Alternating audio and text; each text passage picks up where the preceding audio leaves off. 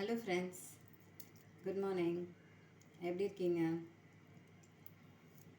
நம்மளை யாராவது திட்டும் போது அதை நம்ம சந்தோஷமாக ஏற்றுக்கணும்.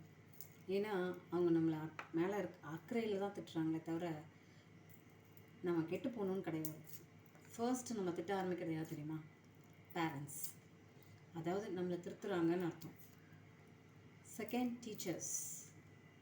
ஸோ இவங்க சொல்லும் போது நம்ம அக்செப்ட் பண்ணிட்டோம்னா வெளி உலகத்தில் எங்கே போனாலும் நம்மளால் சர்வே ஆக முடியும். நம்ம எப்போ அவங்க திட்டுறதை ஏற்றுக்க முடியலையோ அப்போ நம்மளால் வெளி உலகத்தில் எதுவுமே பண்ண முடியாது. வீட்டை நீ தாண்டாவிட்டால் வானமே இல்லை. ஸோ வீட்டுக்குள்ளேயே இருந்துட்டோன்னு வச்சுக்கோங்களேன், அது ஆக்சுவலி ஒன்று நீயே அரெஸ்ட் பண்ணிக்கிற மாதிரி. குழந்தைங்க எப்பயுமே கம்ஃபர்டபுளான லைஃப்பை தான் எதிர்பார்க்குறாங்க. அதை கொடுக்க ஆரம்பிச்சிட்டோன்னு வச்சுக்கோங்களேன், அவங்க வாழ்க்கை எனக்கு தெரிஞ்சு ஒரு குட்டி நரகமாகிடும். இதே அவங்கள நம்ம கரெக்ட் பண்ணோம்னா நிச்சயமாக அவங்களோட லைஃப் பிரகாசமாக இருக்கும். நம்ம குழந்தை தானே, என்ன தப்பு பண்ணான்னா மன்னிச்சிடுவோம் அப்படின்னு மன்னிக்க ஆரம்பித்தோம்னா ஒன்றுமே சொல்ல முடியாது. அவங்க வாழ்க்கை எங்கே போய் முடியும்னு நமக்கே தெரியாது. ஒரு குழந்தைய வளர்க்குறதுன்றது கலை. அந்த கலையை கரெக்டாக பண்ணிட்டோம்னா அது நமக்கு நல்ல ப்ராப்பரான ஒரு ப்ரெசன்டேஷன் கொடுக்கும். இல்லை என் குழந்தைய அது இஷ்டத்துக்கு தான் நான் விளையாட விடுவேன் அப்படின்னு சொன்னால் நம்மளுடைய ப்ரெசன்டேஷன் தப்பாகிடும். ஒரு ஜாப் போகிறோம், அங்கே நம்ம செஞ்ச வேலைக்கு கொடுக்குற ப்ரெசன்டேஷன் தான் நமக்கு கிடைக்கிற அங்கீகாரம். அதே மாதிரி தான் குழந்தைங்கள ப்ராப்பராக அதுங்க இஷ்டத்துக்கு விடாமல் நமக்கு தெரிஞ்ச நல்ல விஷயங்களை எடுத்து சொல்லும் போது அதுங்களுக்கு கேட்குற மாதிரி வளர்க்கணும்.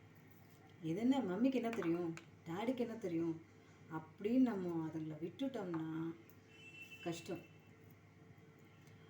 ஆக்சுவலி 90ஸ்லலாம், ஐ மீன் 80s 90ஸ்லலாம் டீச்சர் அடித்தா கம்ப்ளைண்ட்டாக ரைஸ் ஆகிறதில்ல. ஆனால் 2000க்கு அப்புறம் டீச்சர் அடிக்கக்கூடாது, குழந்தை என்ன தப்பு வேணாலும் செய்யும் அப்படின்னு ஒரு ரூல்ஸ் வந்தது. எனக்கு தெரிஞ்சு அது தப்பு. அடிக்காத குழந்தை படிக்காது. 5ல் வளைஞ்சாதானே அப்போ 50ல் வளையும். ஸோ கண்டிப்பு ரொம்ப முக்கியம் லைஃப்பில். இது பேரண்ட்ஸ் மட்டும் இல்லை, குழந்தைங்களே உங்களை பேரண்ட்ஸ் திட்டுறாங்களா அக்செப்ட் பண்ணிக்கோங்க. அவங்க உங்கள் கெட்டதுக்கு திட்டு போகிறதில்ல, நீங்கள் செய்கிற தப்பை திருத்துறாங்க. எக்ஸாம்பிளுக்கு ஒரு கல்லை கரெக்டாக உளி வச்சு அடித்தா அது சிற்பமாக மாறும். அப்போ அது கோயிலில் போய் உட்காரும். அந்த கல் சிற்பிக்கு தோதுவாக வரலன்னு வச்சுக்கோங்களா, அது காலில் மிதிக்கப்படுற கல்லாக தான் இருக்கும். பாறையாக இருக்கணுமா இல்லை கோயிலில் சிலையாக இருக்கணுமான்றத நீங்கள் தான் டிசைட் பண்ணணும்.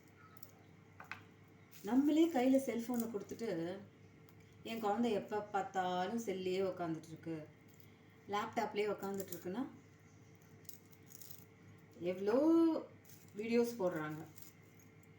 செல் பார்க்கக்கூடாது, கண்ணு பிரச்சனை வரும், லேப்டாப்லேயே உக்காந்துட்ருக்காதீங்க, வெயிட் போடுவீங்க அப்படின்னு. எனக்கு தெரிஞ்சு இப்போல்லாம் யாரும் இந்த எக்ஸசைஸ் அதெல்லாம் பண்ணுறதில்ல. அதோட ரீசனும் எனக்கு புரியல. எக்ஸசைஸ் கூட வேணாம், ஜஸ்ட் கம் ஃபார் வாக்கிங். யங்ஸ்டர்ஸ்லாம் வெளியில் பார்க்கவே முடியறதில்ல. அட்லீஸ்ட் ஜிம்காவது போகிறீங்களா அதுவும் தெரியல. நான் ரொம்ப ஹெல்த் கான்ஷியஸ். 40 இயர்ஸ்க்கு அப்புறம் நான் எதையுமே ஆயில் ஐட்டம்ஸ் அதுக்கு முன்னாடியே நிறுத்திட்டேன். 35 இயர்ஸ்லேயே நிறுத்திட்டேன். ஆனால் எனக்கே ஹார்ட் இஷ்யூஸ் வந்துச்சு. கேட்டால் எப்பயோ வந்துச்சான். அதுக்கு என்ன ரீசன் தெரியுமா? ஹைப்பர் கோவம். தயவு செய்து ஏதாவது ஒரு டென்ஷனாக இருந்தால் ரிலாக்ஸ் பண்ணிக்கணும். கோவம் மட்டும் படாதீங்க. அது நம்ம உடம்புல இருக்க ஒவ்வொரு பார்ட்ஸையும் சாப்பிட்ரும், ஆனால் கண்ணுக்கு தெரியாது. ஸோ முடிஞ்ச வரைக்கும் பை பேரண்ட்ஸ். இது என்னோடய ஹம்பிள் ரெக்வஸ்ட். நம்ம எதை வந்து ஃபாலோ பண்ண மாட்டோமோ அது மற்றவங்களுக்கு அட்வைஸாக சொல்லுவோம். ஆனால் அப்படி இருக்கக்கூடாது. எது இருந்தாலும் நம்ம ஃபஸ்ட்டு அதை ஃபாலோ பண்ணணும், அப்புறம் மற்றவங்களுக்கு அட்வைஸ் பண்ணணும். ஸோ இது என்னோடய அட்வைஸாக இல்லை, ரெக்வஸ்ட்டாக எடுத்துக்கலான்னு ஆசைப்பட்றேன். தேங்க்யூ ஃபார் வாட்சிங். பாய்.